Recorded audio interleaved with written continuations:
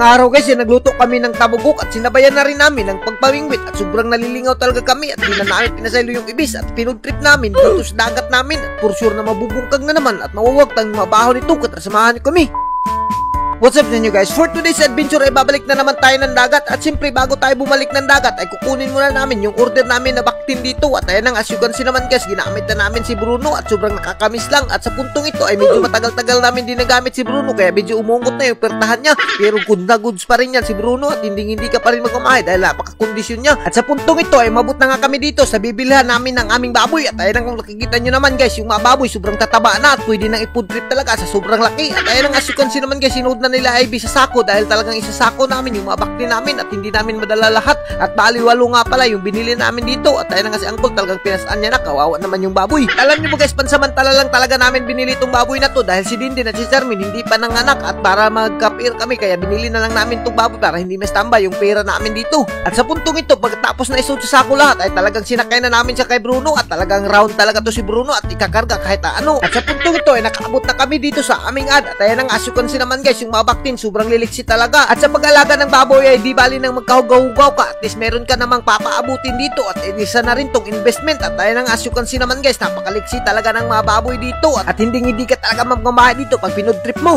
At sa puntong ito pagkatapos namin kunin yung baboy namin ay talagang inatiman na kaagad ni Ivy yung mga orders na suka natin dito na napakasarap naman talaga at ayan ang as you can see naman guys, ganyan talaga kami kabisi at pinapick up na nga rin namin dito kay sir na napakabait talaga at isang tawag mo lang ay andyan agad si sir at mabuhay ka talaga sir hanggat gusto mo at ayun nakikita nyo naman guys, napakabait ni sir at kinarga pa lahat ng mga karton na napakasarap naman talaga at ayan na nga, nakatinga pa ako kay sir dahil nalilisugan siya sa daan dito pero napakagaling naman talaga si sir mag-drive at ayan na nga, hinardol niya na nga yung agihan at sa puntong ito, nakita ko yung saging dito kaya napakasarap naman to dalhin sa dagat kaya di ko na pinasaylo, talagang dinala ko na at initsa ko na at ayan na nga, siya kung naman guys, napakasarap naman talaga to kapag dinungag na saging, dadalhin mo sa dagat parisan mo ng maibis na napakasarap naman talaga at ayan na nga, siya kung naman guys, talagang naghaling na ako dito dahil itatakang na natin yung saging natin na pinakamasarap sa buong mundo at ayun nga, tinakang ko na yung kaldero ni Rizal na ginamit na sa pagpaksiw at sa puntong ito dahil mamimingwit tayo ng ibis ay inandam ko na nga yung mga nylon dito at mabingwit natin at ganyan lang yung pag-andam ng bingwit, kailangan mo lang talagang sipagan at magtyaga para ma-assemble mo yung bingwit na napakasarap naman talaga at pagkatapos kong magbingwit ay sa di naasang pangyayari ay naluto na kaagad yung saging dito at kaya di na pinasaylo ni Ivy, pinutang niya na sa ikubag at ayun na nga, talagang inandam na nga rin namin at transition na kaagad tayo, pumunta na kami dito sa agihan na aming dagat at ayun na nga, as you can see naman yung agihan ng aming dagat guys, talagang pinlastar na at gagawin na tong siminto at napakasarap na talaga mag-ride ship dito at kung nakikita nyo naman guys, talaga yung mga trapante ay nagsisipag sila kahit napakainit ay talagang sinagaan niya at may pison pa nga. Alala ko na naman tuloy pag nakakita ko ng pison ay talagang naalala ko yung classmate ko na naligsan ng pison, iwan ko ba kung bakit ang bagal naman tumakbo ng pison at sa puntong ito talagang inandam na namin yung gakit namin dito at medyo namimiss lang namin yung gakit namin dahil matagal-tagal na rin kami hindi nakabalik dito at di na namin to nadala at medyo talagang lumubad na yung kulor niya at napatay na yung mga kawayan. Tayo na nga, as you can see naman, ginuyod ko na yung gakit at pagguyod ko ay inubos na pala nila ang kuluno yung mga ibis dito at ayun nga, as you can see naman guys, napakaraming kuha nila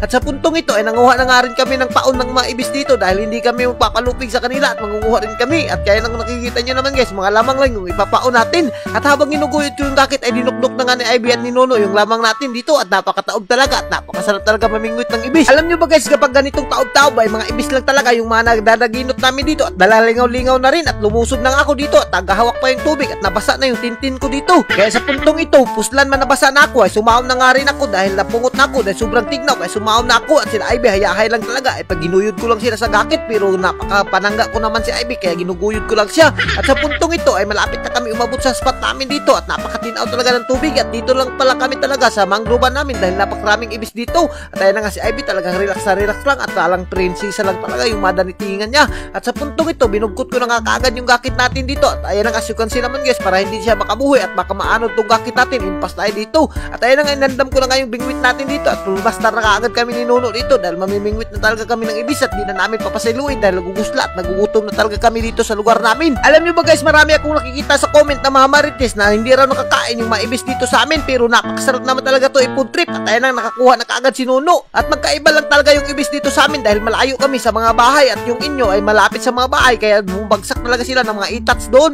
Pero dito ay hindi talaga kumakain ng itats dahil napakalayo. Pero pag may magbubuang-buang dito na itats, dadasmagin talaga ng ibis. Para sa kaalaman ng lahat guys, yung ibis talaga ay walang pinapiling pagkain yan. Talagang dinadasmag sa makita nila. Kaya speaking of dinadasmag, talagang nakuha na namin lahat ng mga ibis dito. At ayun nga, may mga pata pa nga nagpabuang-buang dito. Minsan dalawa pa yung nakukuha namin at napakarami-rami na talaga yung kuha namin at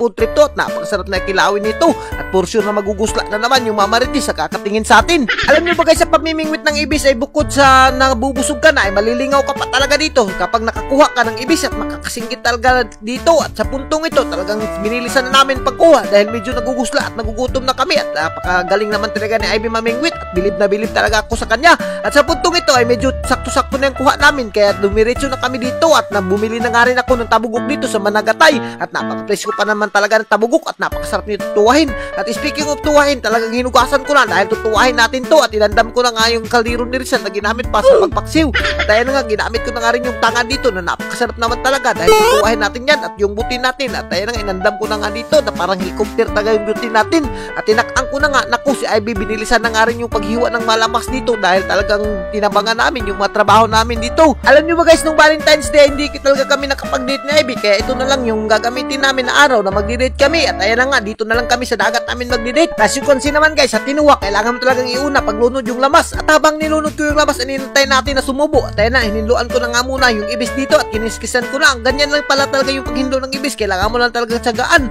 At sa puntong ito ay sumubo na nga yung pinakuluan nating lamas kaya ilunod na natin yung tabugok natin na napakasarap naman talaga. At maya-maya yan, ay antayin lang natin. At ayan na nga, tinimplahan ko na kaagad yan at sumubo na nga at medyo puwa-puwa na yung mga sabaw niya dito at napakasarap naman talaga yan. At binutangan ko na nga rin ng konting asin para maging malasa yung ating tinuwa at disudput kung walang asin yung tinuwa natin. Naku, iwan ko anong lasa niyan. As you can see naman si Ivy guys, talagang lamas talaga yung hiniwa niya at pati yung ibis talagang tinadtad niya na at di niya na pinasaylo. At sa puntong ito ay naluto na nga yung tabugok natin, ilulunod na natin yung kamunggay natin na kinuha pa natin sa silingan. At ayan nga, ganyan lang pala talaga magluto ng tinuwa, kailangan mong butangan ng kamunggay. At sa puntong ito, pagtapos natin sa tinuwa, timplahan naman natin yung kinilaw natin na ibis at parisa natin ng suka ni Bobby Vlog na napakasarap naman talaga. At for sure na hindi ka talaga magmamahay dito sa kinilaw na napakasarap naman talaga. At sa puntong ito ay naluto na nga yung aming tinuwa ka nagsubo-subo na kaya hahaunin ko na to. At ayan na nga, ganyan lang pala talaga yung pagkaon, kailangan mo lang with feelings yan. At ayan na nga, sinisimula na nga namin yung main event namin na kainan dito at napakapasok pa talaga ng tinuwa dito at sobrang presko pa at guguntingin lang talaga natin yan. At shoutout nga pala sa mga kumakain ng mga tabugok dito, mabuhay kayo mga idol hanggat gusto nyo at maglalaway na lang kayo sa kakatingin sa amin. At may mga munggos pa nga kaming dala dito na napakasarap naman talaga.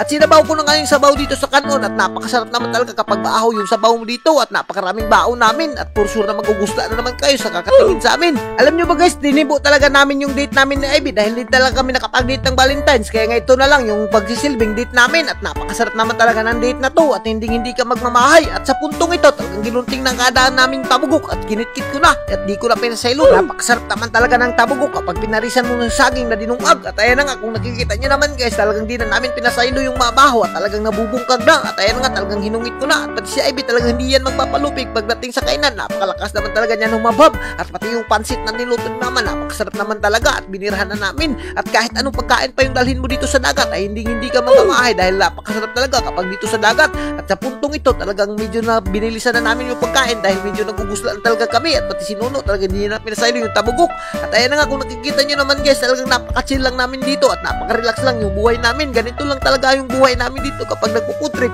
Hindi mo na talaga kailangan gumastos ng malaki. At ayan na, kung nakikita nyo naman guys, mga date namin ay napaka-simple lang. Alam nyo ba guys, sa buhay ay medyo may mga bagay na talagang hindi mo na pwedeng ulitin. Kaya kung masaya ka sa ginagawa mo, sulitin mo na para hindi ka talaga magmamahay. At ayan na nga, kung nakikita nyo naman guys, mga ganitong date lang ay napaka-solve na talaga. At ikaw kung isa ka sa nanonood ay wag mo nang dalhin sa mamahaling restaurant yung jowa mo at pumunta ka na sa mga simpleng bagay at napakasaya naman at di matatawaran yung experience mo. At hanggang dito na lang kami at kung di ganahan ka sa mga video namin ay huwag mo nang kalimutan i-like and i-follow yung page namin para mas marami pa tayong food trip. Thank you and God bless you all. Mabuhay kayo hanggat gusto nyo.